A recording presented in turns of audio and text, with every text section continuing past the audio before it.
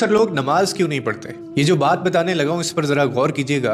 एक दोस्त ने अपनी नमाज शुरू करने की वजह बयान करते हुए कहा कि मैं बहुत आसानी से नमाजी बन गया। पूछा गया कैसे, तो बताने लगा कि एक दिन मैं क्लास में बैठा हुआ था और इस्लामियात का मजमून था। उस्ताद आए और सवाल किया कि आपके ख्याल में लोग नमाज क्यों नहीं पढ़ते।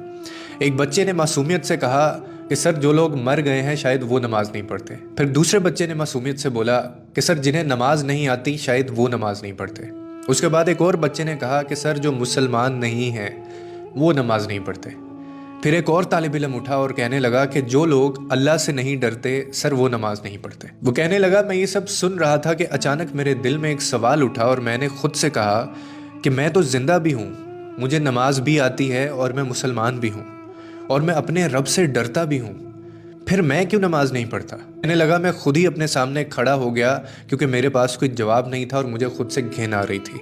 और फिर मैंने खुद से एक सवाल किया कि अगर कब्र की पहली रात मुझसे पूछा गया कि तुम तो जिंदा भी थे, तुम्हें नमाज भी आती थी, तुम मुसलमान भी थे, तुम अल्लाह से डरते भी थे, तो फिर तुम नमाज क्यों नहीं पढ़ते थे? उसके बाद फिर मैं क्या जवाब दूंगा। उसने मजीद कहा कि ये वो लम्हा था जिसने मुझे हिला दिया कि हम अक्सर समझते हैं कि हमारे पास वक्त है, हम बाद में शुरू कर लेंगे, हम बुढ़ापे में पढ़ लेंगे और अभी हमारी ज़िंदगी बाकी है।